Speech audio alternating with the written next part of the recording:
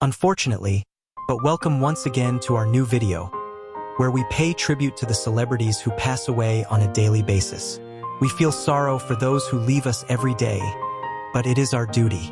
If you also want to join us in honoring these celebrities, please watch this full video in their respect so that together we can pay our tributes to them. Number 1. Bill Neukom. He was the leading executive figure within the group that owned the San Francisco Giants, overseeing operations in his role as managing general partner. He assumed the role of managing general partner in May 2008 and led the organization during its historic 2010 World Series victory, the team's first since relocating to California in 1958. Before this role, he served as president of the American Bar Association in 2007. His legal career included nearly 25 years as principal counsel to Microsoft.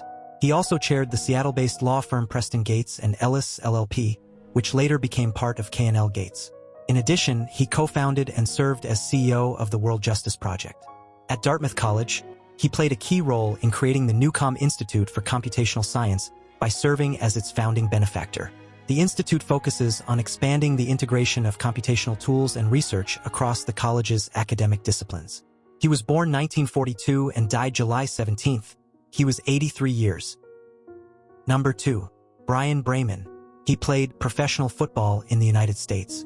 He built a 7-year career in the NFL as a linebacker, entering the league in 2011 after going undrafted. Before that, he played college football at Long Beach City College, the University of Idaho, and West Texas A&M. He began his pro career with the Houston Texans and later joined the Philadelphia Eagles and New Orleans Saints. In 2018, he celebrated a Super Bowl 52 win as part of the Eagles championship team. During the 2011 NFL season, Braman gained popularity among Houston Texans fans for his standout performances on special teams. He made headlines in the final game of the season against the Tennessee Titans when he executed a helmetless tackle on punt returner Mark Mariani. His impactful play that year earned him recognition as a Pro Bowl alternate in 2012. Braman made a significant impact on special teams by blocking several punts during his career, one of which resulted in a touchdown against the Indianapolis Colts. He was born 1987 and died July 17. He was 38, due to cancer.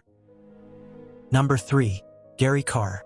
Born in Los Angeles, he was a renowned American double bass virtuoso and educator, widely regarded as one of the most outstanding bassists of the 20th and 21st centuries. Karr honed his craft at both the Aspen Music Festival and the prestigious Juilliard School. His career took a major leap forward in 1962 when he appeared as a soloist in a nationally broadcast New York Philharmonic Young People's Concert, led by the legendary Leonard Bernstein. He later recorded the same piece alongside Leonard Bernstein and the New York Philharmonic. Following this, Karr performed as a soloist with the Chicago Symphony Orchestra, further establishing his reputation in the classical music world. Karr was the subject of 2 BBC documentaries, The Great Double Bass Race in 1978 and Amazing Bass in 1984, both highlighting his remarkable contributions to the instrument. Karr was the subject of 2 BBC documentaries, The Great Double Bass Race in 1978 and Amazing Bass in 1984, both highlighting his remarkable contributions to the instrument. He was born 1941 and died July 16. He was 83 years, due to brain aneurysm and cancer. Number 4. Judy Loe. She was a British television actress recognized for her contributions to the small screen. She studied at Urmston Grammar School before earning a Bachelor of Arts degree in English and Drama from the University of Birmingham. Loe began her stage career in the original UK run of the rock musical Hair. She transitioned to television in 1970, making her screen debut as Lillian Lully Palmer in Ace of Wands, a series produced by Thames Television and aired on ITV. Over the years, she took on guest roles in several well-known British series, including Z-Cars, Dixon of Dock Green, Man at the Top, Armchair Theatre, and ITV Playhouse. Loe took on the role of Alice Lee in 1973, appearing in the 5-part television series Woodstock. 2 years later, in 1975, she portrayed Princess May in the period drama Edward VII, broadcast by ATV.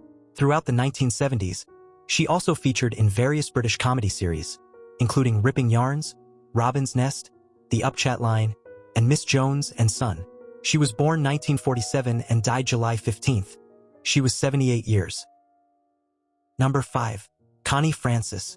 An American pop singer and actress, She rose to fame as one of the most successful female vocalists during the late 1950s and early 1960s.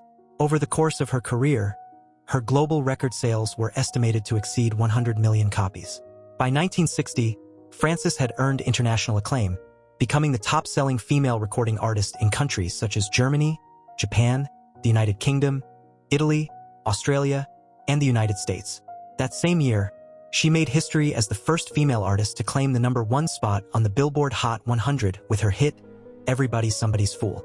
She later became the first woman to secure 3 chart-topping singles on the Billboard Hot 100, with a total of 53 entries throughout her career.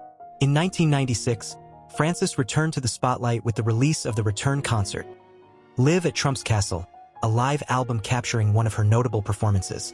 That year, she also honored the legacy of Buddy Holly with the tribute album With Love to Buddy, featuring her renditions of his most iconic songs. In 2010, Francis performed alongside Dionne Warwick at the Las Vegas Hilton in a production titled Eric Floyd's Grand Divas of Stage. She was born 1937 and died July 16. She was 87 years. Prior to her passing, she had been hospitalized while suffering from severe pain. Number 6. Alan Bergman. An American songwriter by profession, he pursued his undergraduate studies at the University of North Carolina at Chapel Hill, later completing a master's degree in music at UCLA. In the early 1950s, Alan Bergman began his career at WCAU-TV in Philadelphia, where he worked as both a television director and songwriter. His path shifted when legendary lyricist Johnny Mercer encouraged him to relocate to Los Angeles and pursue songwriting professionally. The Bergmans penned their first movie title track in 1961 for The Right Approach, with music composed by Lou Spence. A few years later, in 1964, they made their Broadway debut by writing the lyrics for the musical Something More, set to music by Sammy Fain.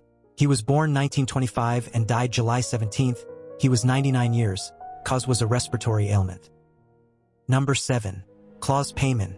A prominent German theater director and manager, he led several major institutions throughout his career, including Schauspiel Stuttgart from 1974, the Bochum Theater, Vienna's Burgtheater, starting in 1986, and later the Berliner Ensemble from 1999. Known for championing world premieres and bringing in fresh directorial talent, his leadership frequently sparked debate and stirred controversy within the theater world. He often worked closely with actors who continued to collaborate with him as he transitioned between theaters, including notable performers like Gert Voss and Traugott Buhr. During his lifetime, Peymann earned a reputation as a legendary and influential force in the world of German theater.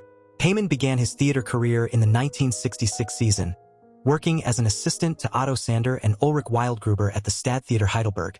He later served as senior stage manager at the Theater am Turm in Frankfurt, a position he held until 1969.